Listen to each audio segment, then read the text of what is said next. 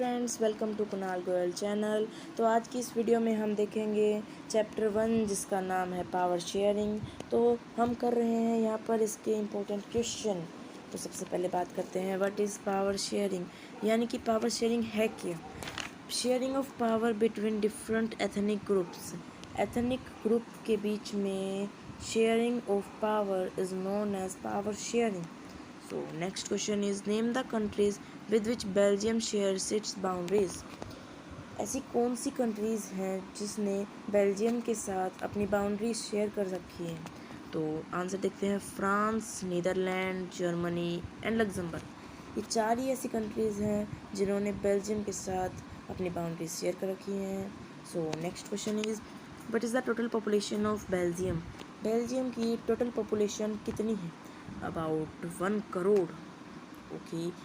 Next question is what is the name of capital city of Belgium। जैसे कि India की है new Delhi, वैसे ही बेल्जियम की कैपिटल सिटी है Brussels. So next question is which decade in the Belgium tensions over between French and Dutch, यानी कि ऐसी कौन सी साल थी जिसमें फ्रेंच और डच लैंग्वेज के बीच में टेंशन थी। तो का आंसर है 1950s and 1960s। So next question is write the name of two main regions of Belgium. Belgium के ऐसे दो मेन रीज़न कौन से थे। एक था डच स्पीकिंग रीज़न और एक वेलोनिया फ्रेंच स्पीकिंग रीज़न। वो रीज़न की स्पेलिंग थोड़ी गलत हो गई, उसमें कोई प्रॉब्लम नहीं है, आपको समझ जाना चाहिए उसमें। तो अगर तो चलते हैं अपन नेक्स्ट क्वेश्चन की तरफ। तो ये है discuss the location of Sri Lanka. Sri Lanka की एग्जैक्ट लोकेशन क्या है। तो देखते हैं the south east Asia and just a few kilometres of the southern coast of Tamil Nadu, यानी कि इसका ये जो कहाँ है, ये साउथ ईस्ट एशिया में है और तमिलनाडु से कुछ किलोमीटर साउथर्न कोस्ट की दूरी पे है। So next question is name the two सब ग्रुप्स ऑफ तमिल इन श्रीलंका। तमिल श्रीलंका के ऐसे कौन से दो रीजन्स है ऑफ तमिल्स। तो आंसर देखते हैं श्रीलंकन तमिल्स एंड इंडियन तमिल्स। तो next question is name the main religion of Sinhala in Sri Lanka. Sinhala में श्रीलंका का कौन सा मेन रीजन है। Answer is Buddhism. और next question is name the majority community in Sri Lanka and Belgium. Sri Lanka और बेल्जियम में मेजोरिटी कम्युनिटी कौन सी है। जैसे इंडिया में है हिंदूज़ की, वैसे ही देखते हैं Sinhala people make up the majority of Sri Lanka. Sri Lanka में सिन्हाला कम्युनिटी की मेजोरिटी है and Flemish people make up majority in Belgium population. Flemish people है, उनकी बेल्जियम में मेजोरिटी ज़्यादा है। मैं आपको एक और बात बताना चाहूँगा, ब्रुसेल्स है, ब्रुसेल्स में डच स्पीकिंग जो ब्रुसेल्स है वो बेल्जियम की कैपिटल है और उसमें डच स्पीकिंग पीपल ज़्यादा हैं, मेजॉरिटी है, और फ्लेमिश पीपल माइनॉरिटी में है। So next question is when did Sri Lanka get independence. Sri Lanka को इंडिपेंडेंस कब मिली थी। आंसर देखते हैं 4 Feb 1948। So next question is which community form a democratic in Sri Lanka. ऐसी कौन सी कम्युनिटी है जो श्रीलंका में अभी भी है, मतलब डेमोक्रेटिक है, जिसके पास सारे अधिकार हैं। तो आंसर है Sinhala supremacy. So next question is why power sharing is good. मतलब पावर शेयरिंग क्यों अच्छी है। Power sharing is good because it helps to reduce the possibility of conflict between social group. Power sharing इसलिए अच्छा है क्योंकि ये मतलब जो सोशल ग्रुप्स के बीच में कन्फ्लिक्ट होते हैं उनको रिड्यूस करने की कोशिश करता है। अपने इंडिया में तो हर साल या हर मिनट होते ही रहते हैं सोशल ग्रुप्स के बीच में कन्फ्लिक्ट्स, उन्हें तो कोई ठीक कर नहीं सकता। तो चलते हैं अपन अपने क्वेश्चन की तरफ। सो नेक्स्ट क्वेश्चन है describe the ethnic composition of Brussels in 1 और 2 लाइन। मतलब एक नंबर या 2 नंबर में बताना है कि ब्रुसेल्स का एथनिक कंपोजिशन, मतलब ब्रुसेल्स में कौन कौन सी कम्युनिटी है।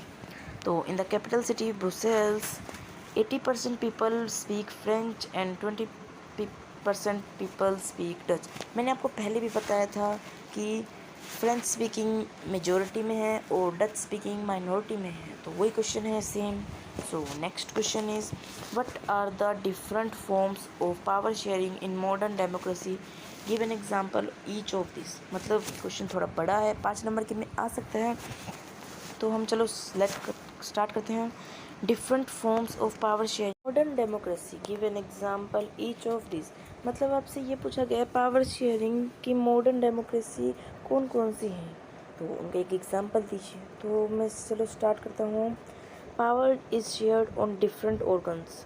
मतलब जो पावर है वो शेयर करी गई है different organs of the government. For example in India there are different organs of the government, legislative, judiciary and executive. In this type of arrangement, all the organs of government keep a check on each other activities is also known as horizontal power sharing or system of check and balance.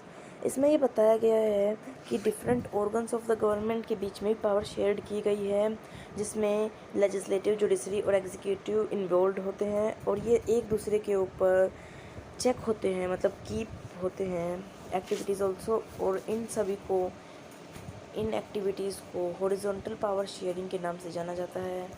ये system of check and balance कहलाते हैं।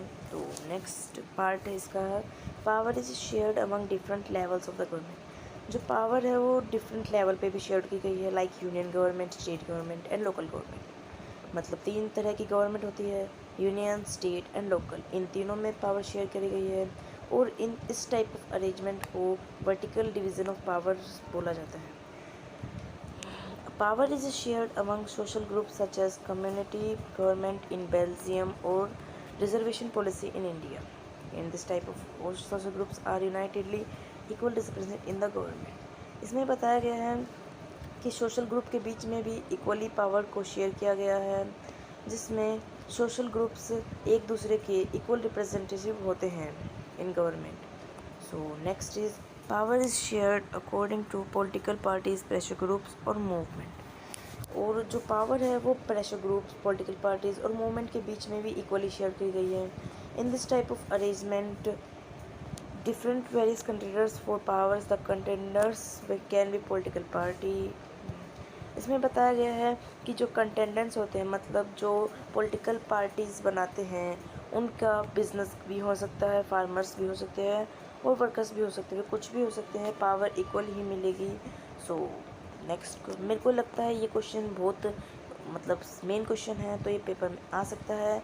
आप इसकी तैयारी अच्छे से कर लीजिएगा और जो इसके जो नोट्स होंगे वो मैं PDF है वो लिंक डिस्क्रिप्शन में डाल दूँगा, आप वहाँ पर जाके देख सकते हैं।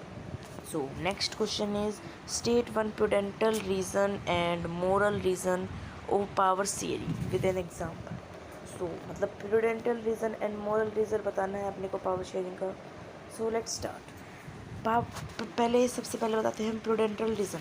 तो शुरू करते हैं। Power sharing is good because it helps to reduce conflicts. हमने पहले भी पढ़ा था कि वो कन्फ्लिक्ट्स रिड्यूस करने में मदद करता है सोशल ग्रुप्स के बीच में।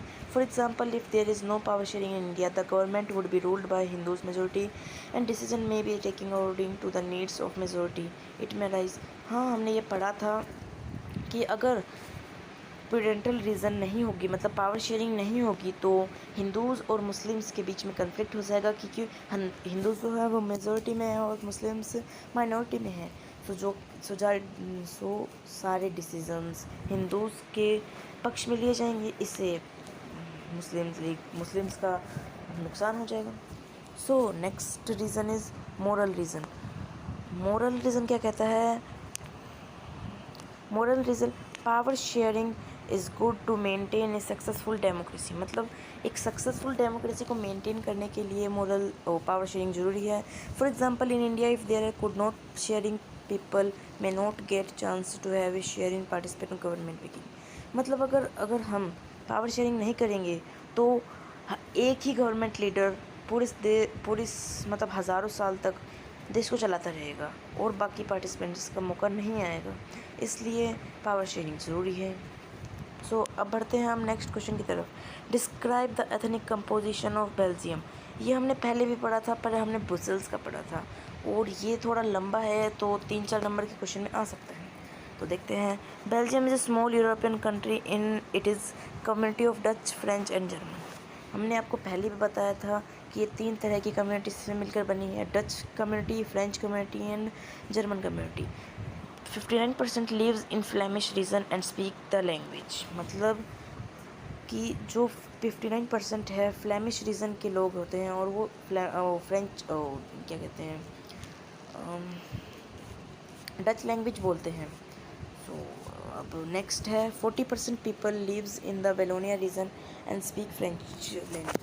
जो 49% लोग हैं वो वेलोनिया रीजन में रहते हैं और फ्रेंच लैंग्वेज को बोलते हैं। नेक्स्ट है 1% people live in Belgium and speak German. 1% लोग हैं वो बेल्जियम में ही रहते हैं। अब उनका तो कोई बना नहीं सकते अलग कम्युनिटी, तो जर्मन का जर्मन ही रहते हैं एंड स्पीक जर्मन, और जर्मन ही बोलते हैं। सो इसकी जो डेट मतलब परसेंटेज है ना वो बहुत इम्पोर्टेंट है। अगर आप इसकी बेल्जियम को ये याद नहीं करना चाहते तो इसकी सिर्फ परसेंटेज याद कर लीजिए, इससे आप पूरा क्वेश्चन लिख सकते हैं। सो next question is discuss the diverse population of Sri Lanka. अब हमें बताना है श्रीलंका की डाइवर्स पॉपुलेशन के बारे में। So let's start. Sri Lanka has a diverse population of about 2 crore. इसमें दे रखा है कि श्रीलंका की जो पॉपुलेशन है वो 2 करोड़ से ज़्यादा है, अबाउट 2 करोड़ के पास है। और जो बेल्जियम की है वो अबाउट 1 करोड़ है।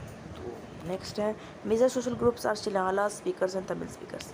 इसमें जो 2 सोशल ग्रुप्स हैं, एक सिन्हाला एंड तमिल स्पीकर्स।